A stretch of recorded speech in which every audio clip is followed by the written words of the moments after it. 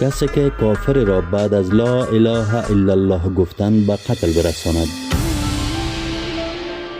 روایت است که مقداد بن اسود رضی الله عنهما گفت: یا رسول الله، اگر با کافر روبرو شدم و او با من جنگید و یکی از دستهایم را با شمشیر زد و قطع کرد، بعد از آن فرار نمود و به درخت پناه برد و گفت مسلمان شدم، آیا بعد از این که این سخن را به زبان آورد او را به قتل برسانم؟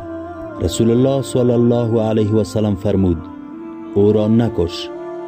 مقداد می گوید: گفتم یا رسول الله، او دستم را قطع کرده و بعد از آن این کلمه را به زبان آورده است، آیا او را به قتل برسانم؟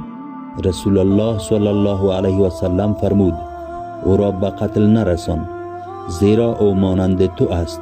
قبل از این که او را به قتل برسانی، همان گونه که ریختن خون تو حرام است، قتل او هم حرام است، زیرا همکنون با این کلمه مسلمان شده است و تو مانند او هستی.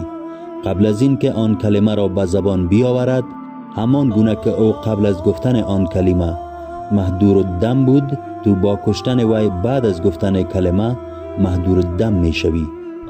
در روایت اوزاعی و ابن جریح لفظ اسلام آوردم آمده است و در روایت معمر به جای آن چنین آمده است: هنگامی که خواستم او را به قتل برسانم، لا اله الا الله گفت.